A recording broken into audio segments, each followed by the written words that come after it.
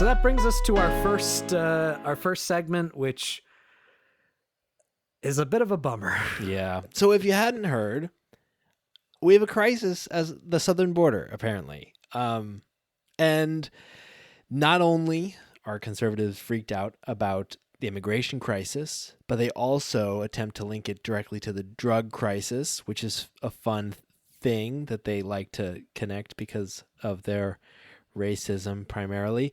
Even to the degree that Marjorie Taylor Greene attempted to implement a totally unconstitutional death penalty for smuggling fentanyl across the southern border, which was just fun. I'm just mentioning that because it was fun. Because they were like, what the fuck are you talking? Like, fellow congresspeople were like, you can't do that. That's absolutely fucking unconstitutional. Yeah, I'm pretty sure that the Supreme Court specifically decided at one point that you could only have the death penalty for murder. Yeah, exactly. So I think that's true. Don't quote me on that. And according to conservatives, though, all of this is the fault of Mr. President Jimmy Joe Bob Biden.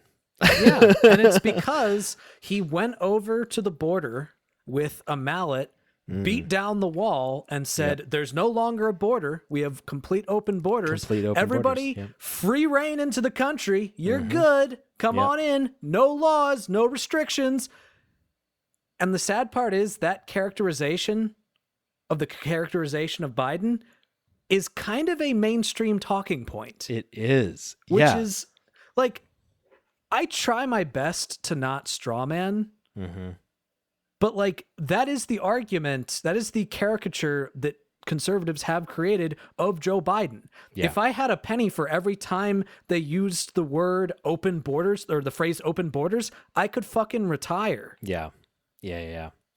But the reality is that like Biden's immigration policy, and we'll get into, how much control he actually has, but overall his immigration policy is basically one that satisfies no one. Because on the right, even though his policies are not like significantly different from Trump, whose immigration policies they praised, he's got a D next to his name. It has, exactly. He's a Democrat, so they're gonna, in the right wing media, they'll make up whatever is necessary in order to claim that he's causing a problem with immigration. Yeah, and on the left, he actually does have really conservative immigration policies and no real like path to, providing for the kinds of paths to citizenship and protections that progressives might like.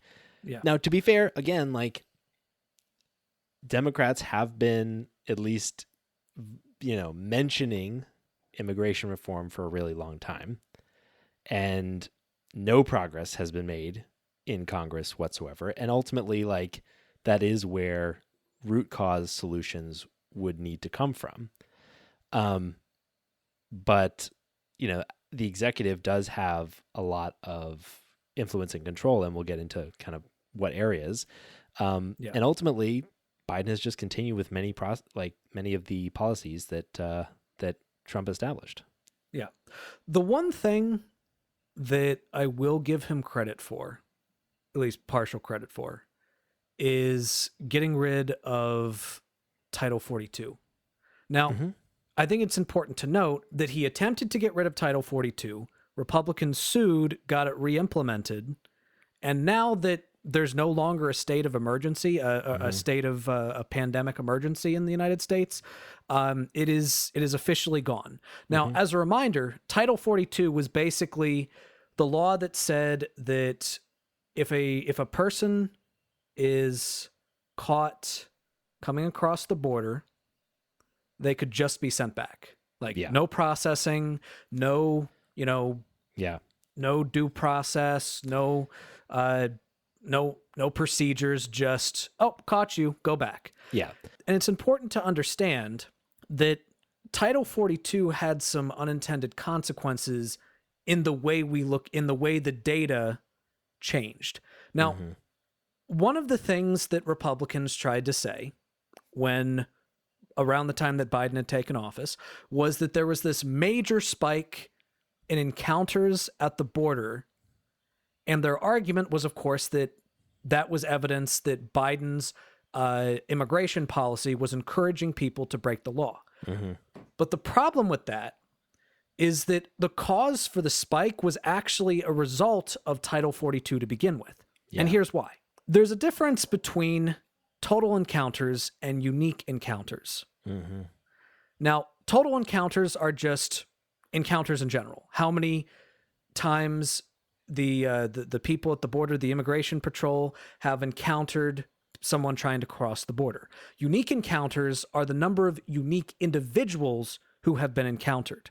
Mm-hmm. Now, because Title 42 operated as a, you're over here, okay, well, we don't want you here, and Title 42, you're going back over there.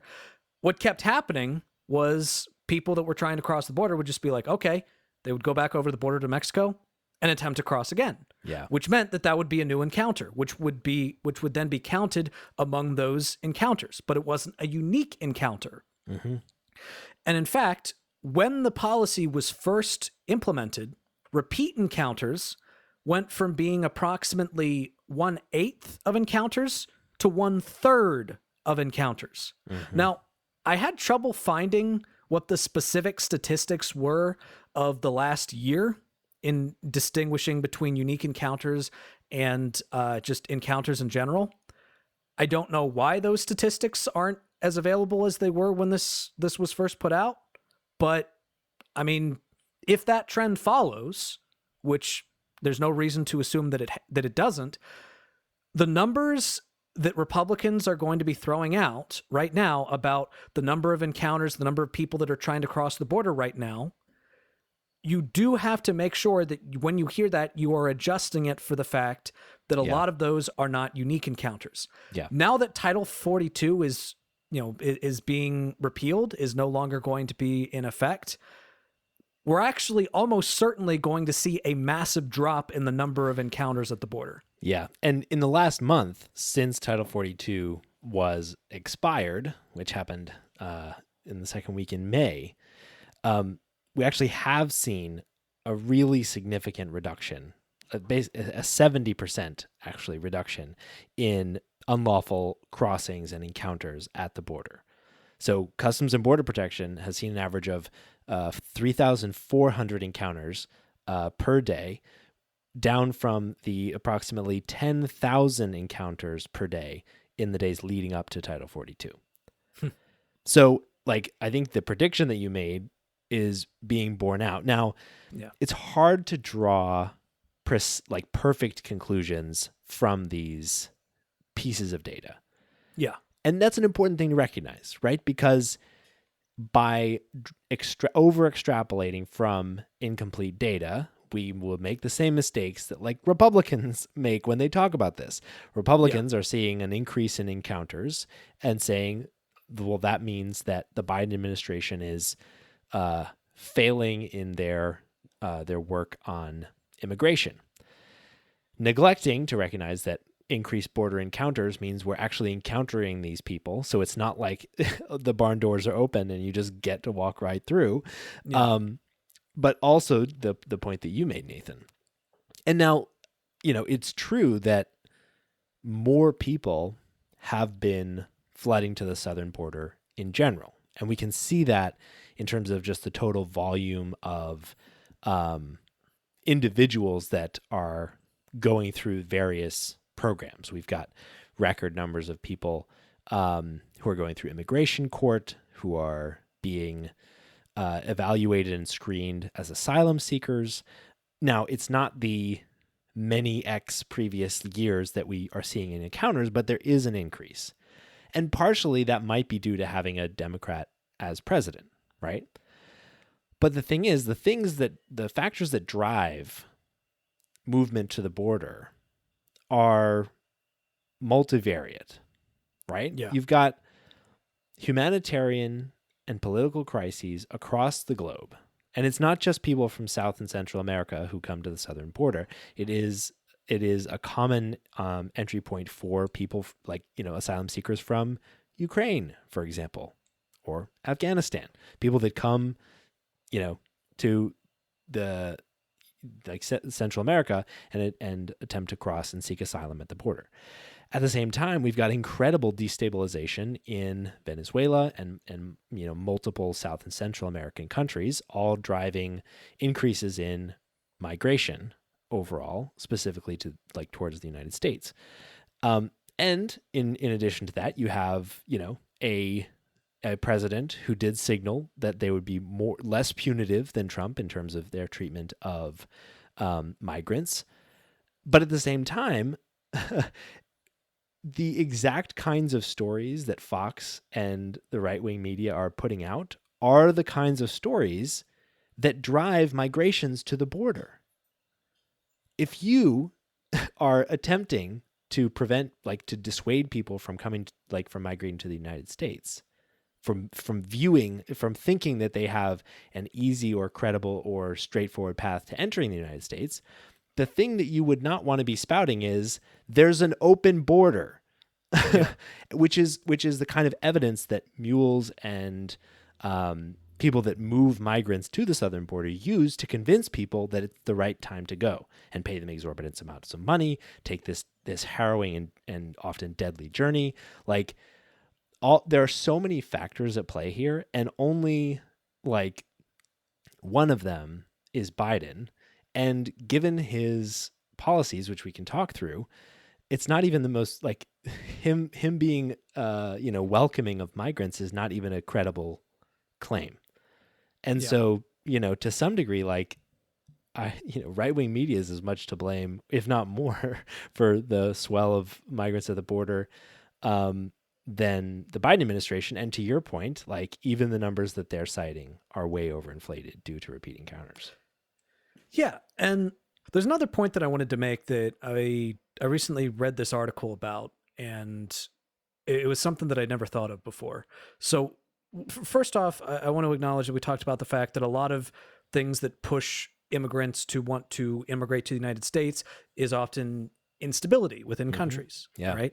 Now, we on the pod have given examples of various times in which the United States has gone into Central America, fucked everything up. And we've talked about the fact that a lot of those destabilization efforts by the CIA during the Cold War are a huge reason why a lot of Central and South American countries are as unstable as they are right now. Yeah. But there's another factor that there's this Washington Post opinion column written by Jennifer Boylan that I had previously not realized, which is the fact that the reason why drug cartels in Mexico have the ordinance that they have is because of the United States. I didn't know this, but apparently there's 2 gun stores in Mexico. It is extremely hard to get a gun legally in Mexico. And in fact, what has been happening based on research that this opinion columnist cited is that gun stores in Texas are selling guns to people that are then smuggling those guns and weapons over the border in similar ways that drugs are smuggled from Mexico into the United States. And that is arming the cartels over in Mexico, which is creating the violence in the first place. Yes, totally. So basically, it's almost like a trade route. We give them guns, they give us drugs. Yep. Creates instability. So the point that I'm making is that a lot of the instability that is happening, that is causing people to want to migrate in the first place, is shit that we did. Yes. Which seriously. means that we have a moral responsibility to do something about the fallout of that. Yeah. Yeah. I think that's such a good example. I mean, almost every single segment of Sorry We Fucked Up Your Country is an example of something that drives instability and likely drives, migrants to the United States that we've directly caused. And to your point, a couple studies have shown that between 70 and 90% of guns recovered at crime scenes in Mexico are traced back to the U.S. drug cartels. Yeah. Yeah. Yeah. I mean, I'm never going to forget this segment that Laura Ingraham did at one point where in an argument against accepting refugees from other countries. She was basically like, I mean, we can't just accept an influx of refugees every time we fuck up a country. Oh boy. And it's like, or we could stop fucking countries up. That's not an option, Nathan. You mean totally wreck our foreign policy? Yeah. So, Michael, what are some of the policies that the Biden administration have been implementing, and how different are they from the Trump administrations? Yeah, fair enough. I think there's like two kinds of bodies of policies that the Biden administration has been putting in place. Over the last couple of years, they've mainly been focusing on actually kind of good things when it comes to interior enforcement of immigration laws. So things like increasing like resources for immigration courts so they can process people faster. Things like rather than like reducing detainment of migrants in the United States and putting them out on their own recognizance, often with like tracking with ankle monitors or apps, which is like, I mean, obviously that's still a pretty draconian better measures. Than detainment, but better than detainment. Yeah. I mean, it's still kind of, I don't know, it still rubs me the wrong way. Yeah. Fair enough.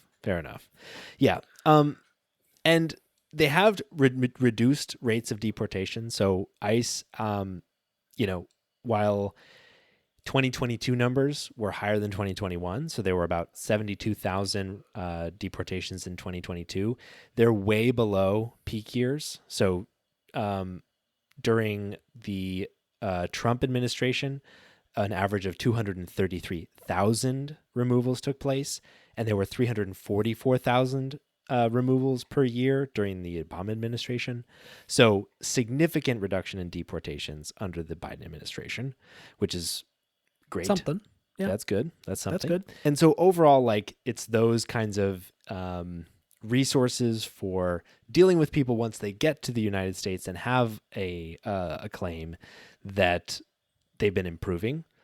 The other category of laws that he's putting in place, though, are not pretty much different at all from the laws that Trump put in place, and these are specifically controls and punishments for people coming to the United States and attempting to enter illegally.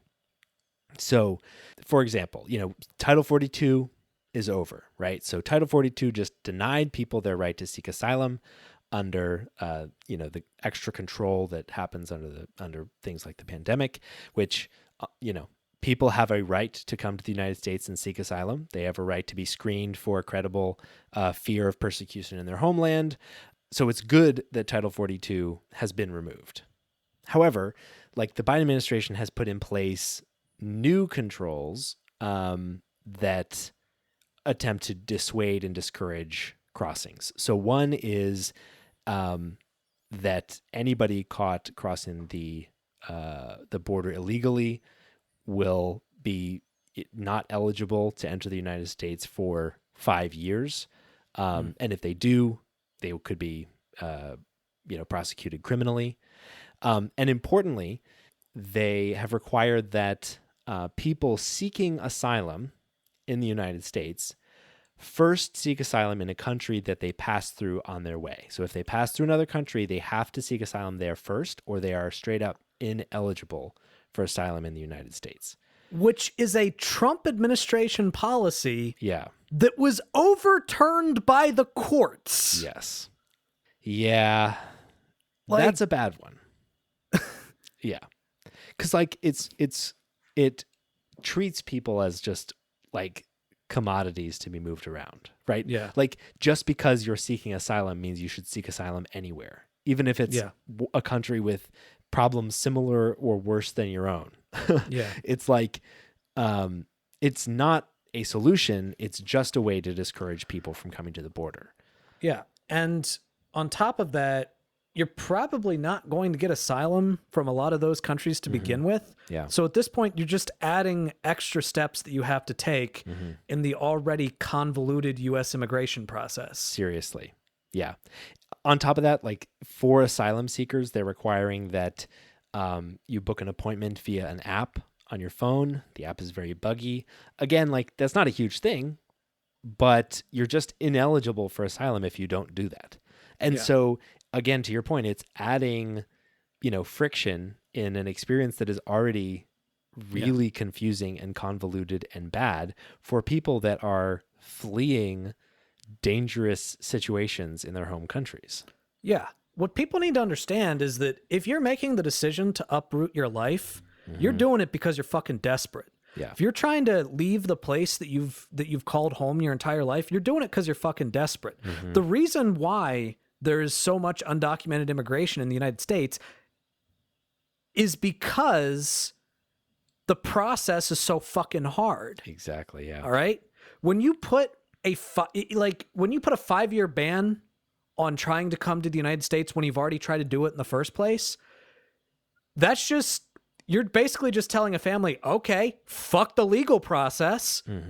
All right. You're incentivizing people to take the illegal process. Yeah. When you say, here are all of the hurdles that you need to jump through, all the unnecessary hurdles that you need to jump through in order to do the legal process, if you're desperate to get to somewhere that you're not having your life threatened, you're probably going to be like, okay, fuck that. I'm going in illegally. Yeah. That's what happens. We know this because almost without exception, every single time the United States has increased border security, it has resulted in an increase of undocumented immigration. All right?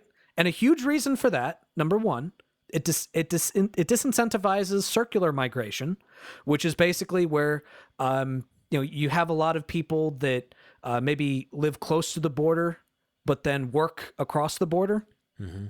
And the more border security that you put up, the more they're like, okay, well, I guess I'm just going to stay in the United States because it's going to be hard for me to get back.